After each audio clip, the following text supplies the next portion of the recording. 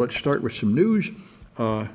This is interesting. There's a new AI product called Manus, and this thing makes AI agents. It's open source, and it can use AI skills to do something for you, which is what they've been promising for more than a year. Like it will make reservations for you for travel and things like that. And one of the tools that powers it is called Browser Use, which is getting a lot of practicality. And what Browser Use does is it just lets you automate things in a browser. It somehow takes all the pieces, all the actions in a browser and connects them so you can click on buttons and choose menu items and stuff. It makes the browser machine usable.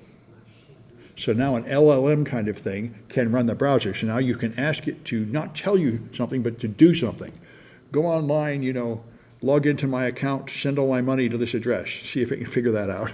In terms of principles, how would it be different than, for example, the logic of Emacs, or of an editor like Emacs? Well, I never used Emacs. How does it work? Emacs is an editor that allows you to do almost everything you do with the different commands. By commands within that window, you can send emails, you can program, you can browse.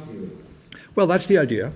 But the idea is to take a browser that was designed for humans and make it machine controllable. And this is what Apple's been promising. This is what people say. You're going to have an assistant. You just talk to your phone and say, I need to make a doctor's appointment. I need to also make a trip to visit my sister, and I need to go to the doctor. I need to do these other things, schedule all those things. And you know that I only like to travel at certain times and all this stuff. It would be personalized to you. It would be like having an assistant.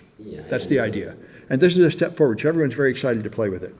This is this is what Salesforce pushes. Salesforce makes these things that are little agents that do a job, and they say this can actually do a job for you at a company. It can call people and see if they're interested and make an appointment to call back or something, and call a whole list of people to see if and things like that. It can do some kind of automated sales task, and they say that actually is valuable and useful, as opposed to the general purpose AIs, which are not entirely clear that they're useful. Most people don't find a good way to use them.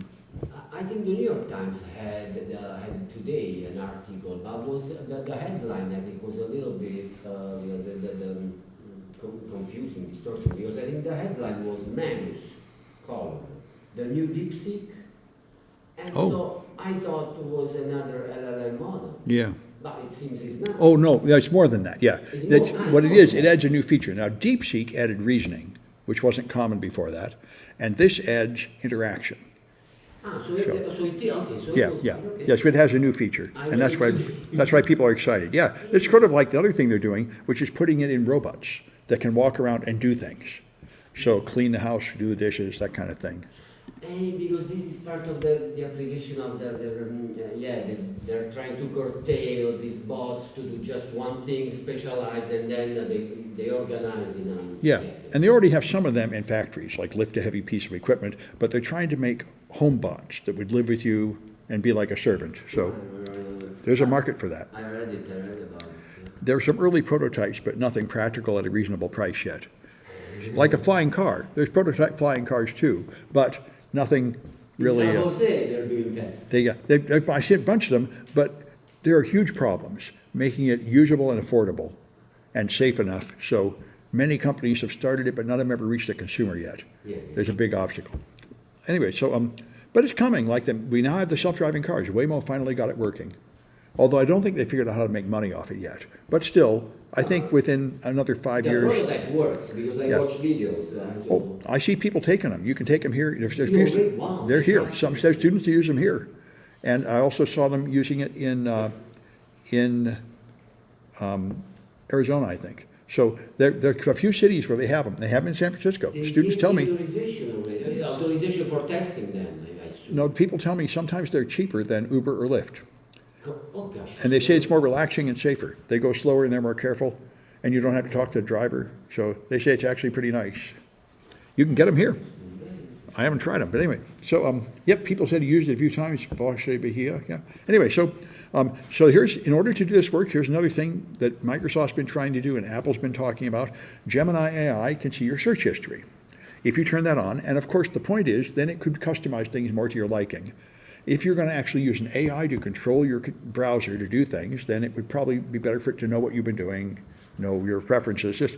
And of course, you'd want to control this because, anyway, yeah, Waymo is not always cheaper, that's right. What people tell me is there's certain times a day when it's cheaper, and there's other times when it's more expensive. Anyway, so this is interesting. I think Rachel Maddow positioned this as a reason to engage in protest because it can scare them down. See, DOJ was going to cancel telephone service for the Social Security. They're also closing half of the physical offices. So, because they just say you have to use the website. But the point is, a lot of people on Social Security are old and they have trouble navigating the website and they like to just talk to. In fact, right now, most of the claims happen over the telephone. That's what most old retired people would rather do, is talk to a human on the telephone than use some kind of website. So he planned to close that down. And after there was a huge protest against it, he backed off on shutting down the telephone service. So they're catching this as a victory, but I think they're being fooled because the Republicans just want to end Social Security entirely. And they're planning to cut $880 billion out of it. In this budget bill, it's probably going to pass this month because the Democrats are also being deceptive. They're pretending to oppose it, but they're not really opposing it. What they're doing is putting up another bill, which will fail. But since they put up that bill, they will pass the step where they can have a filibuster. And then the Republicans will win with the majority. So what they're trying to do is to fool their Democratic supporters into thinking they resisted it and lost, when in fact they just want to let it go through. Of course, to be fair, Democrats usually don't want to shut down the government. Republicans want to shut down the government. They want to destroy everything. They think we should have no government. The Democrats are usually the ones that want to support the government, so I can see why they would probably rather not shut it down.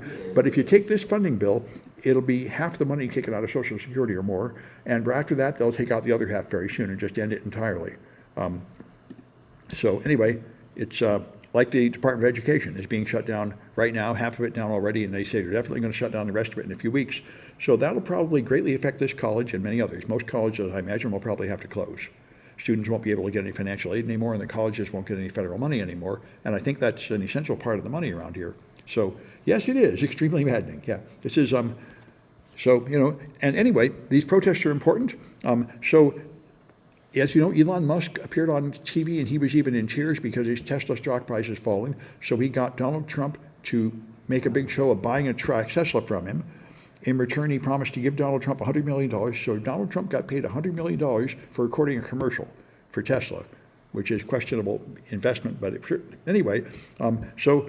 He also targeted a person just not being harassed. This is the woman that organized a series of Tesla protests, which I looked into. I think I'll be there this weekend. I put in the ones here. There's one. One's near me, Colma. There's one on Saturday and one on Sunday. They're everywhere. If you click these links, you can see them. I think this is a very good idea. This is really affecting him. I think it's really hurting his sales, and all these people care about his money. Which is closer to San Francisco, Colma or El Camino? Oh, they're both a few miles south, but there's ones in San Francisco too. Okay. If you go here and search for like the college's zip code, right. Tesla takedown, and there's a search box. Yeah, 94112. That would be the college's zip code. Yeah. And I think there are actually bigger ones in San Francisco. Yep. Colma, Federal Workers, San Fran, Berkeley, Corte Madera. Yeah, here's one in San Francisco, Van Ness. March 17th. Yeah, Monday. Yeah, so a bunch of them. And so I highly recommend looking into this because this is how things work in America. These protests are how you get to, and it affects people buying them. And that's what matters. When they lose money, then they'll change their behavior. They don't care about the people they kill or the destruction they do to our foreign relations or anything. All they care about is money. That's what hurts them. So anyway. And Canada, of course, has been saying this. I mean, Canada has been our closest friend forever. It's incredible how much good Canada has done us. In fact, remember Scott Galloway pointed out when we had the Iranian hostage crisis and our hostages were taken in Tehran, the Canadians took some of our people and hid them and smuggled them out of the country, risking their own lives to do it. I mean, it's incredible what close friends we've been with Canada, and we're just stabbing them in the back for no reason at all. Donald Trump does this to everyone. Like I said, he pressured his own employees into letting him sleep with their wives just to humiliate them. He just tortures everybody around him. This is fairly common with dictators. Like Saddam Hussein did it. They just abuse everybody around them horribly just to make sure everybody knows I'm the boss. And Donald Trump does, he demotes people, he humiliates them, he finds out what they don't want to do and makes them do it. Like he made RFK Jr. eat a McDonald's hamburger. Just because he knows that's the thing he most doesn't want to do. He'll force you to do something awful just to prove that he's the boss. And so that's what he's doing with Canada. I mean, Canada didn't do anything to us. He just made up complete lies, accused them of stuff they didn't do, and then abuses them crazy. So that Canada's warning the world that nobody can trust America anymore. We're a rogue nation like North Korea. We're led by a madman, and we're abusing everybody senselessly. So that's all true. So doctors are using AI models a lot, and they hallucinate, and they still want to keep using them because I think they have so much paperwork to do. So they're talking about how maybe it's worth using even at a 20% failure rate. So we'll see. Of course, doctors make plenty of mistakes all by themselves, too. Anyway, I think that's enough of the news. Let me stop that.